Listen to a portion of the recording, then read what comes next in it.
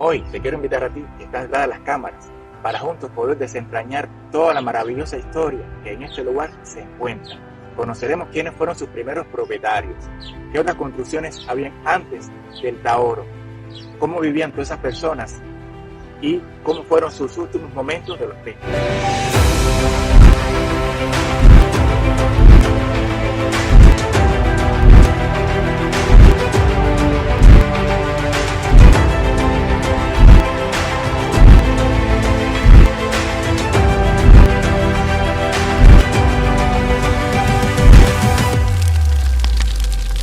Hoy te lo contaré todo y pretendo que sea el documental mucho más completo del que se ha hecho hasta la fecha. Así que te quiero invitar a ti a que te quedes hasta el final de este video, porque te digo realmente que vale la pena conocer este maravilloso lugar.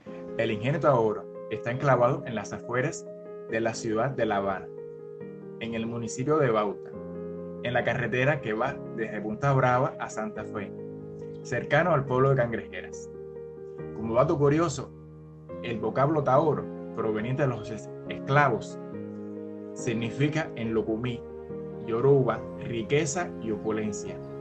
Esto nos da una idea de cuán fabuloso debe haber sido este lugar en su época de esplendor, dadas las dimensiones de este lugar y lo que aún nos cuenta sus ruinas. Las propiedades del lugar donde nos encontramos en el día de hoy pertenecieron a varios propietarios provenientes de la época. El primer propietario de nuestra historia fue un marqués, el marqués de Duquesne.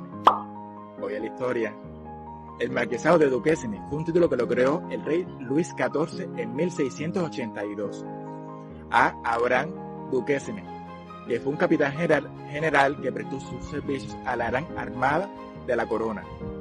Su descendiente, Pedro Claudio Duquesne, marqués IV, que nació en París, en Francia, fue el primero en establecerse en San Cristóbal de La Habana, ya que en el año 1827 el rey Fernando VII le autoriza a que lleve el título de marqués de Duquesne. Bueno, mi nombre es Randy y este es mi canal.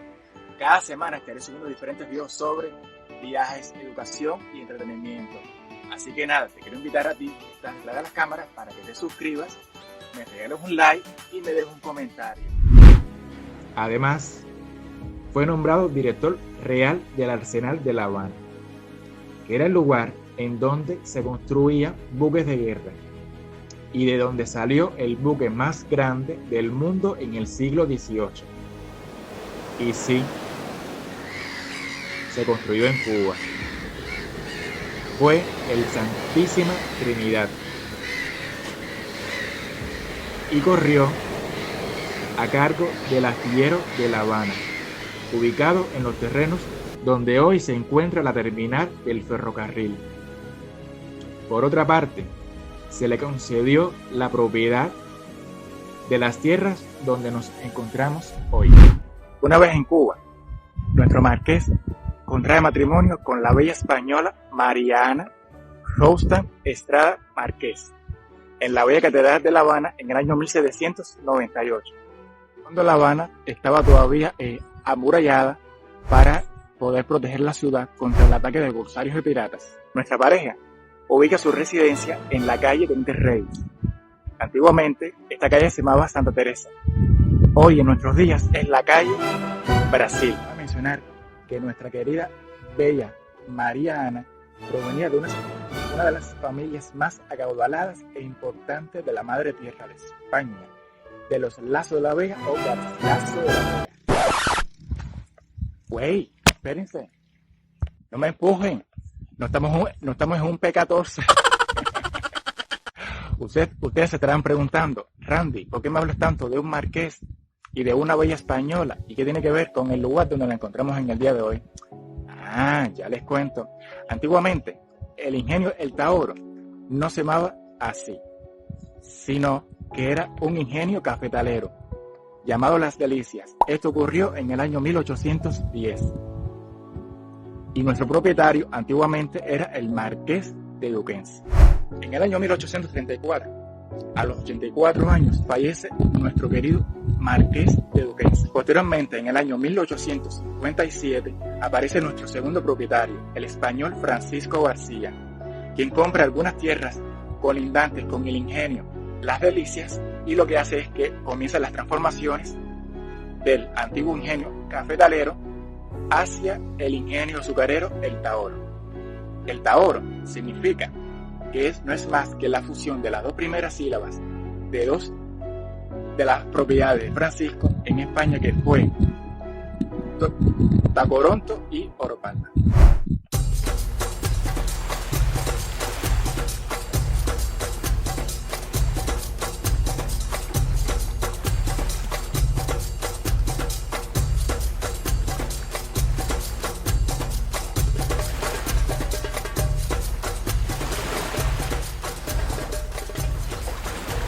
Por esos tiempos, lo que sería la futura playa Santa Fe, un lugar propicio en la costa para desembarco de esclavos de los barcos esclavistas.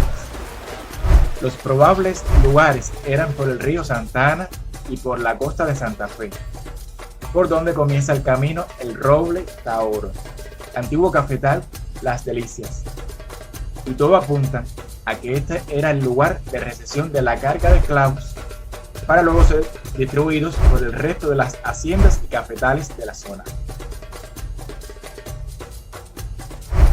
En 1791 ocurre la Revolución Haitiana, producto del levantamiento de los esclavos, provocando el fin del dominio francés y la abolición de la esclavitud en la colonia.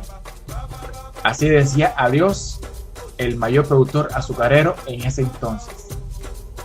Y Cuba se convierte en el principal productor mundial de azúcar. En 1837 se introduce el ferrocarril en Cuba y el primer tramo era entre La Habana y Bejucal. Cuba se convertía en el primer país de Hispanoamérica 11 años antes que España y séptimo en el mundo en utilizar el ferrocarril como sistema de transporte tanto de pasajeros como de mercancías.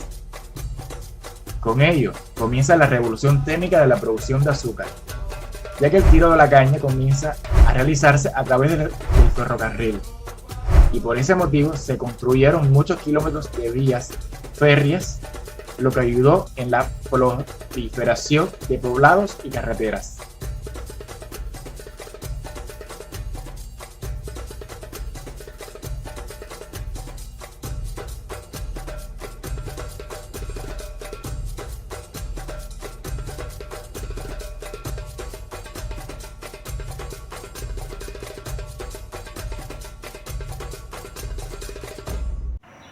La llamada casa principal, hoy en ruinas, se distingue fundamentalmente por su portal, de anchas columnas, paredes de mampuesto y el piso de losa española. Su arquitectura, de grandes techos, permitía una mayor circulación de aire. Colinda con la cocina, las habitaciones de la servidumbre y el gran barracón con 60 habitaciones, que se denominaban bohíos. La dotación del ingenio era de 300 esclavos. Los barracones, que se encuentran parcialmente destruidos, se conformaban de forma cuadrangular, un patio central con muros de piedras que eran traídas de las canteras de los pueblos de Santa Fe y Cojima, una ventilación mínima a través de una pequeña ventana con marco de madera y barrotes de hierro. Los cuartos tenían pequeñas puertas y ventanas que daban para el interior del patio, pero no para el exterior. Era tanto la vivienda como la cárcel de los esclavos, el máximo baluarte de la barbarie esclavista. De la casa colonial se encontraba en este gran patio central algunas viviendas, como por ejemplo de los operadores técnicos, del pulgador, del pailero, del responsable de las calderas. La casa de las calderas se ubicaba cerca de los barracones. En esta área por allá, hasta igual también en áreas frente a la casa colonial, se localizaban las zonas que eran muy extensas donde se sembraba el cultivo de la caña de azúcar y se extendían hasta el poblado de Cangrejeras, de Punta Brava y de Arroyo Arenas, la parte norte. El azúcar, fabricada, era envasada en barriles y vendida en La Habana o en las villas cercanas. Por lo general se utilizaba la vía marítima para ello, ya que los caminos eran precarios y poco seguros por la guerra de los mambises contra España. Las coletas partían del embarcadero de Polier, cercano a Bauta, y navegaban hasta La Chorrera en La Habana, por medio de la navegación por cabotaje.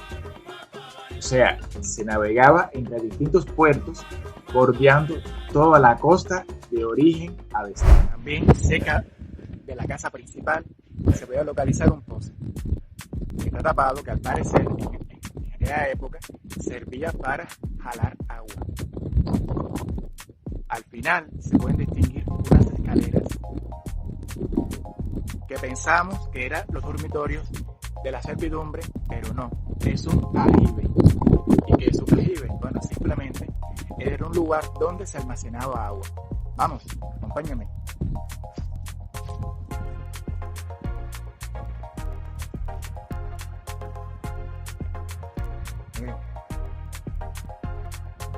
O sea, tiene forma de un cono donde se almacenaba agua.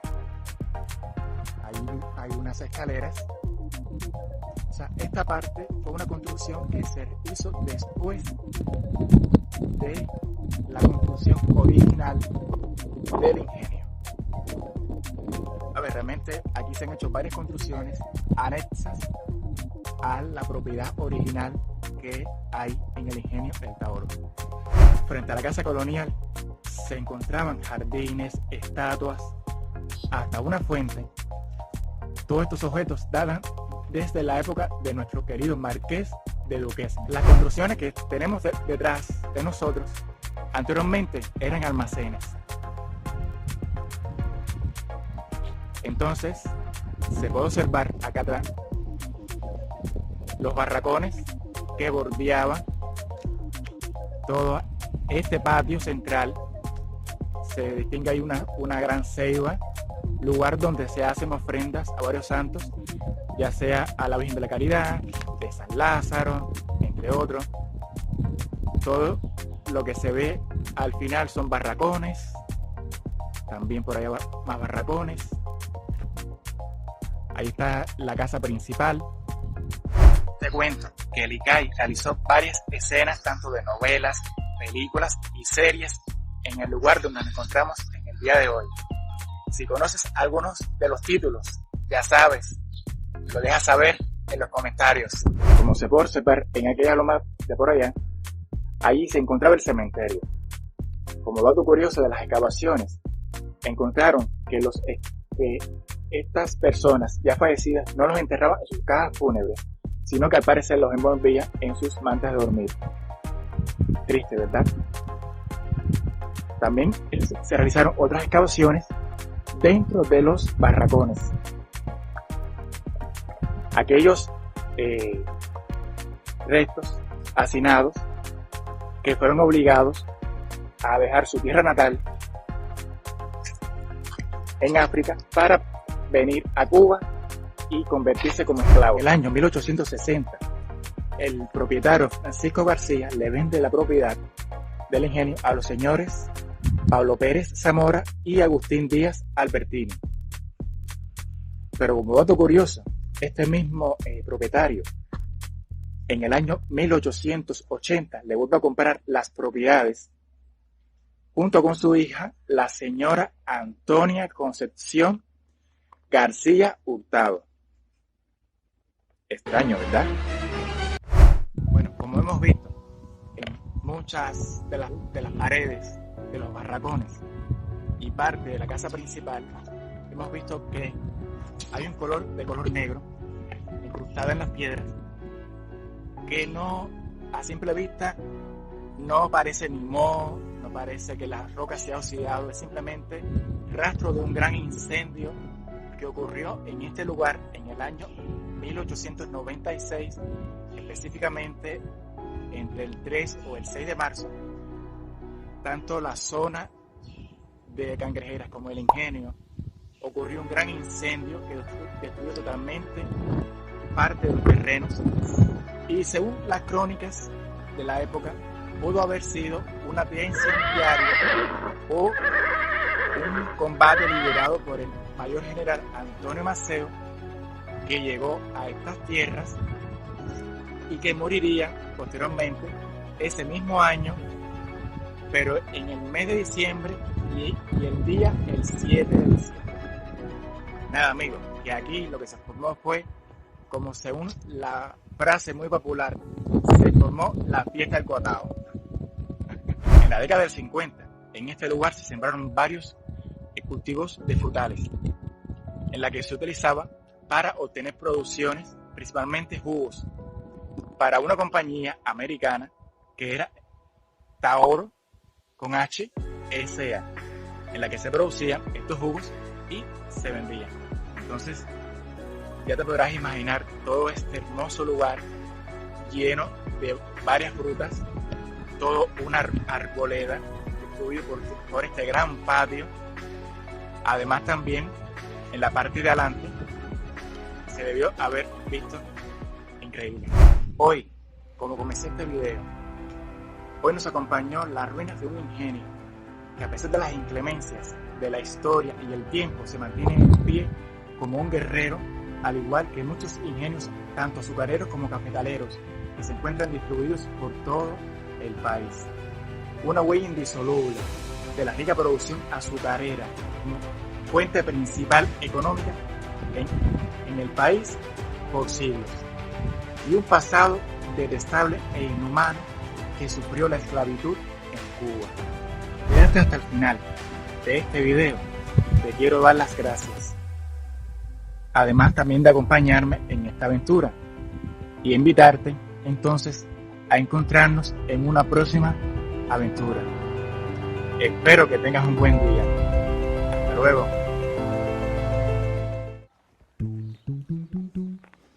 Hola amigos, ¿Cómo están? Bueno, mi nombre es Randy y este es mi canal.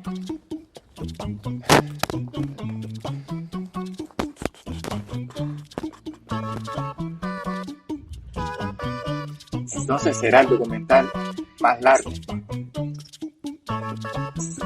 La gente lo verá. Espero que sí.